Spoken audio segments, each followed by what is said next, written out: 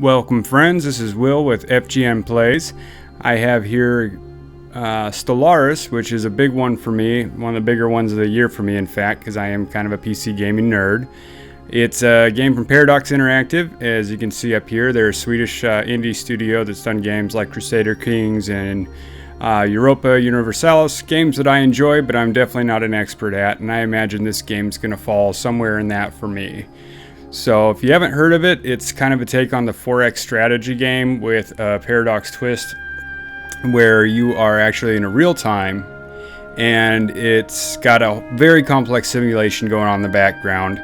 There's always something to keep you on your toes. You don't just kind of hit that steamroller position where all of a sudden you're just walking over everybody in the universe or whatever it may be. And I apologize, I think the music's a little bit high. It might just be in my headset, but I'm going to bring the music down a touch. I remember that in other streams and going, geez, this thing is noisy. And as I just alluded to, I have actually, let's see, it's graphics. Well, it doesn't really matter because this is going to be in 1080 anyway, so we'll do that another time. But I remember in other streams I'd seen a little bit of the gameplay, and it's pretty awesome. I gotta say, I'm pretty excited. And this is a new play for me, so we're gonna be learning together. For this, let's see. I made these guys thinking, you know what, I'm an FGN guy, I'm a cat guy, I want to play with cats. And then I thought about it, I go, well, I don't really know what the heck I'm doing, so for the sake of this playthrough, and since we're all just kind of learning first time together, we're going to start with the United Nations of Earth. This is kind of, if you're familiar, humans, obviously. Let's see, the myriad of human nations that constitute their interstellar government are separate yet unified in purpose, or united in purpose. As bipedal mammalians have developed a society that encourages and even thrives on individual freedoms and culture differences. As a result, humans tend to integrate well with alien populations.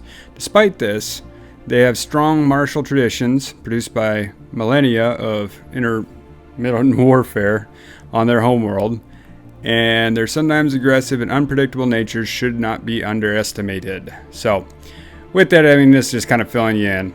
You know, we all know humans, we're good and bad, take the good for the bad.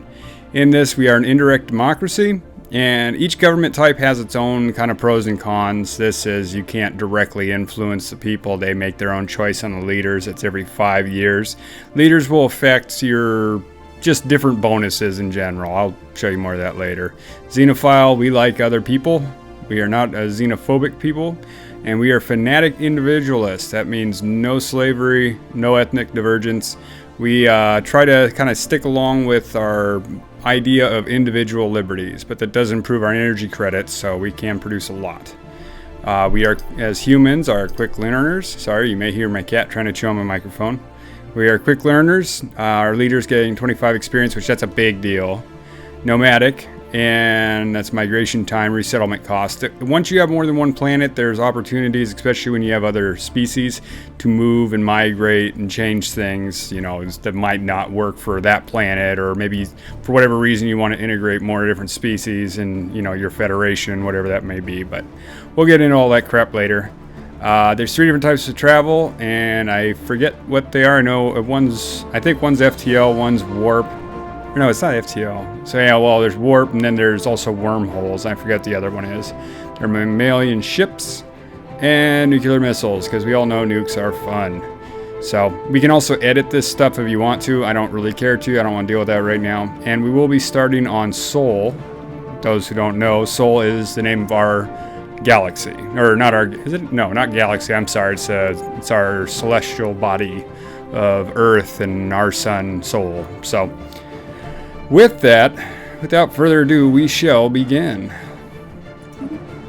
Oh, by the way, we're doing Iron Man. No way I'm messing.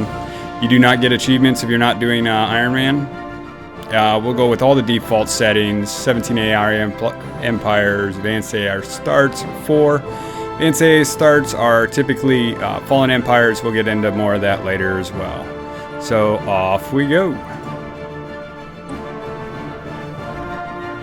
And here we are. Much has happened since modern humans first emerged in Africa some 200,000 years ago. Our kind spread rapidly across most of the globe, and soon the first civilizations took form. Scientific progress has been swift, though not without costs. Wars claim millions of lives even before the first atom was tamed. And the turmoil of the 21st century saw the mandate of the United Nations gradually expanded in an effort to create stability. By the early 22nd century, the supranational organization had become the de facto world government. Though some resent the power wielded by the UN, as evidenced during the, I don't know what the hell that says, whatever, police action of 88, I can only assume that's 2288, few can deny the technological breakthroughs that have come out of the sponsored research programs. With the recent completion of the first true starships, mankind is about to embark on a new era of space exploration. Begin. Good day, Madam President. I am Veer, a prototype synthetic intelligence. My job is to offer advice and assistance as we seek our destiny among the stars. So we have a little AI dude helping us here, which is nice because I don't know what the hell I'm doing. So let's see here. I'm going to set this for another, we'll do 15 minutes more, I guess. Kind of play with this until I figure out what works best. Now, starting out, we have Sol, as I mentioned. There's our asteroid belt on the outside. Each has different bodies. We start on Earth, obviously.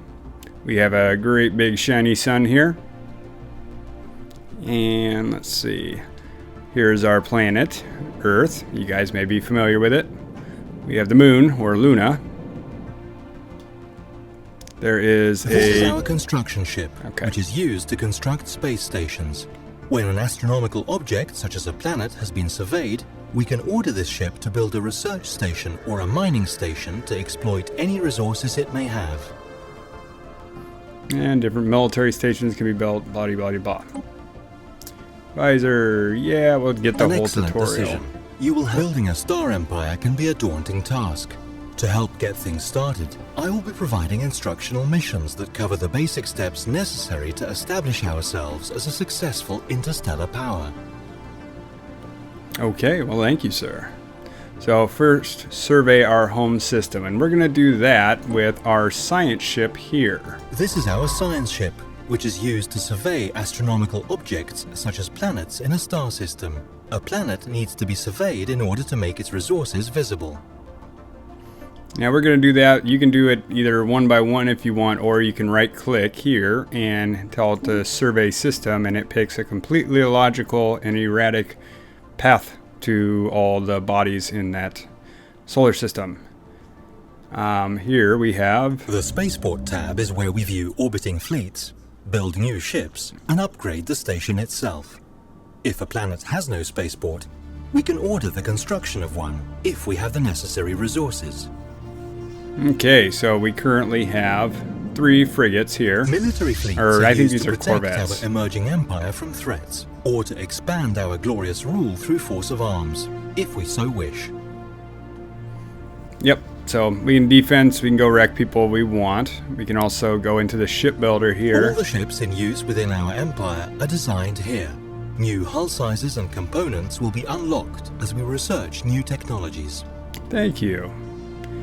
So we can now modify this if we want. One thing we can do, and I got this from another stream, I'm not going to pretend like this is my idea, but there's actually different cores with different size configurations here. All 5 have 5 utility slots. In this case, you have one that has 2 mediums, and this one has 1 medium, 1 small, 3 small, or 1 small, and then the 2 mediums here. So we're going to take the striker core. That gives us 1 large weapon slot there where we can drop 2, or a nuke, big nuke, little nuke, or medium nuke, I'm sorry. And that'll give us a bit more range, same resource required. And right now, since we have nothing utility slots, you'll notice our power here is at -17. So we want to make sure to grab our fusion reactors. There you go. And once we eventually will have some armor and stuff, there's things we can add to these to balance out everything. And we can tell it to save now. The Yangui. I'm not naming any of this stuff, so it sort of is what it is. Override design, yes. Okay, so now we have our Yangui, which is no longer an auto-generated ship. And these 3 ships are still in the old configuration. So now what we can do is click here to upgrade, and now that it's at the spaceport, it goes back to somewhere it can get reconfigured, and it takes a little bit of time, but it will upgrade that. Another thing, we have no leader. Our little AI here will probably say. The Leaders tab lets us hire, dismiss, and assign idle governors, scientists, admirals, and generals. And we currently have 5 of 10 leaders, all filling different positions. We have our governors, we have our president. The Factions tab provides an overview of the populace's political groupings and allows us to hear their demands and interact with them. We haven't ran into any of this, I'm sure we will, but we'll get to that at a later date. So I'm going to recruit us an admiral for our fleet so we can start gaining experience. And you get a couple of choices here. They all cost 45 influence, I believe it is. Yes, influence, which gives you a little explanation of what everything is there. I'm not going to read all that to you. You can pause it if you want to. Each one has different traits that are all level 2. Leader experience gain. That's on top of the 25 they already get. Sensor range 25, and evasion, emergency FTL drop. So since this is our first admiral, I would like to have this person level up quick. We're going to spend the money. So we shall recruit her, Elia Marakov. All right. And we now have them assigned to our first fleet here. So first fleet, look at that. Now, before we start time and get things moving along, is where we will be directing our research efforts. Technologies are categorized into 3 different fields, with each field typically having 3 available research options. So, as you can see, we have 3 people, both physics, society, and engineering. These are different technologies. Our leaders here have different traits. Resilient, that guy lives longer. Let's see, research speed for biology is faster, and another lifespan. All right, so of this, you get 3 choices. Not all the time there are certain traits that can improve that, but we don't need to worry about that for the time being. So we have a few choices. Solar panel network. Ooh, I like this. This improves our survey speed and our sensors. And what's this one? Deflectors. That's a good one too. Boy, that could be... Yeah, let's go with that, because that's going to protect our ships really well. That's our shields. You can add those, and they take power. Then you can kind of offset that in our little maker jobber thing that we've seen. Generally speaking, and I've seen this in every other stream that I've watched so far, but you want to take your colony ship right off the bat, because obviously you need to be able to expand for different reasons. But other choices here is, let's see, planetary unification, propaganda broadcast. That's always good. Let's see, Biolab, that's another one that we can use for more biological research. But obviously, we're going to take the colonial ship. Finally, we have engineering. These, I believe, are going to be your weapons, maybe, I don't know. Let's see. So, we have engineered or powered exoskeletons as a choice. Baratheon power plant. Reveals resources. Oh, interesting. Okay. Resource covered by research. Interesting. And then we also have an engineering facility here. So we're going to go with the powered exoskeletons because they give us our armies better ground capacity and also our minerals, which is very valuable starting out from what I understand of everything that I've watched and read. And we have 47 months, 70 months, and 47 months respectively. You can see our general research quality is +5, and +5. As we survey, we're going to have opportunities to find more places that can improve those numbers, but we won't worry about that for the time being. We have just about everything we need to get rolling here, so we're going to start surveying the Sol system for a little bit and let our queues on everything go. So, off we go. We can follow this guy here. I don't need to see that again about our silent ship, so you can see to here overcome the vast distances that separate star systems, our scientists have developed the warp drive. Ships equipped with this device can travel between systems at velocities exceeding that of light speed. And you can upgrade things like warp and find new technologies, of course, later down the road. You'll run into these things and get more opportunities. So, let's see. We have 2 potential energy resources here, which means I don't know if it's mining. Let me see. We'd have to look at our construction ship if we want to send there. We don't need it yet. We'll get there. Construction complete. Okay, our fleet's upgraded to the change we made. So it's construction finished. What construction's finished? I didn't know I told to construct anything. You constructing stuff without telling me? Yeah, so we can mine energy on the sun. That's kind of funny. I wonder if they'll end up changing that a little bit, because it's kind of a silly premise.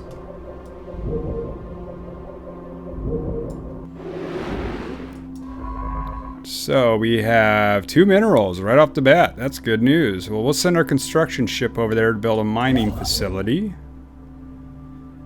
We'll send you right there.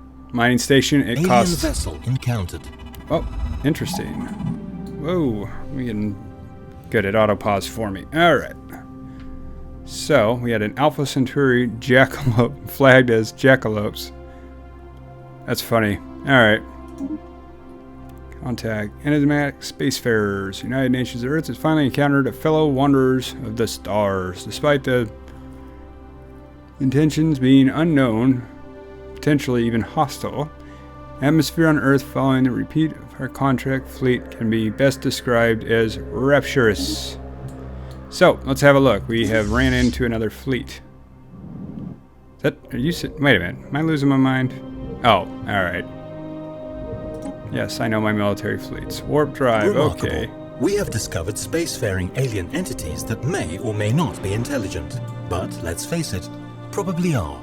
Their true nature will remain a mystery to us until we complete the appropriate project to investigate them. I suggest we do so post-haste, lest they investigate us first. So that would be here on Alpha Centauri, which is interesting. They got that. That's cool. Alright. Oh, there's Cirrus. Interesting. Okay. So we will send our surveying ship out there, and we're going to work to try to get the technology. Could send our military there and go show them what humans are all about, but that's not how you make friends. We're going to work our best to try to make friends. That's just how I play games. Alright, we're going to build a mining station here. And we'll let this rock again. We're going to go get these minerals. Costs us 90. It drops us down to 144. We get plus 11 a month. Roughly. You can see it kind of rounds off.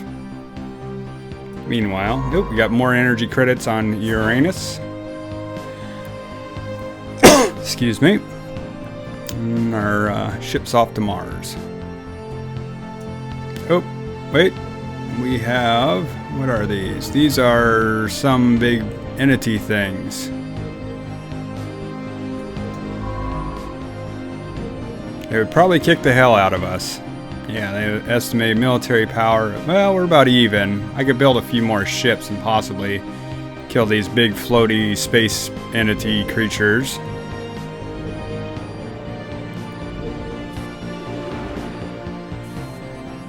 I think I can actually send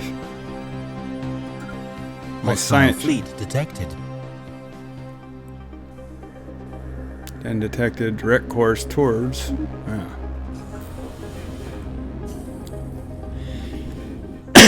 Sorry.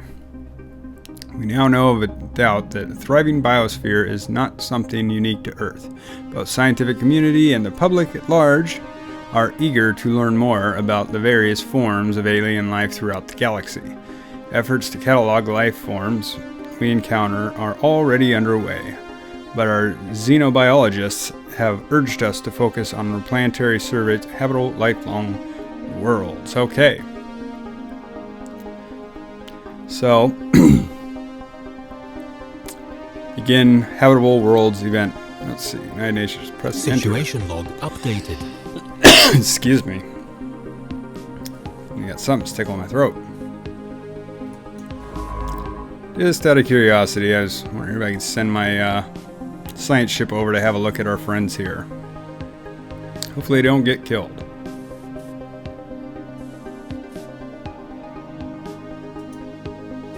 Well, they're not hostile, so that's good news. We'll tell them to finish.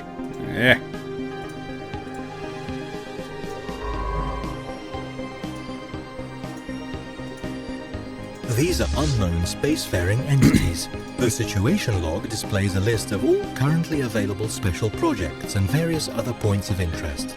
New items will likely appear as we begin exploring the galaxy. Let's see.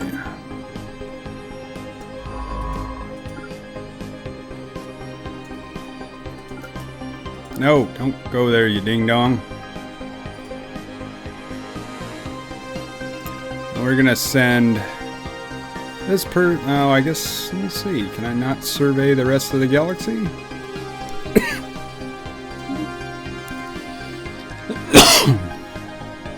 No, I seem to be having problems coughing, so where we are now is actually a good place to stop. Mining station's done, so we'll go ahead and pause it.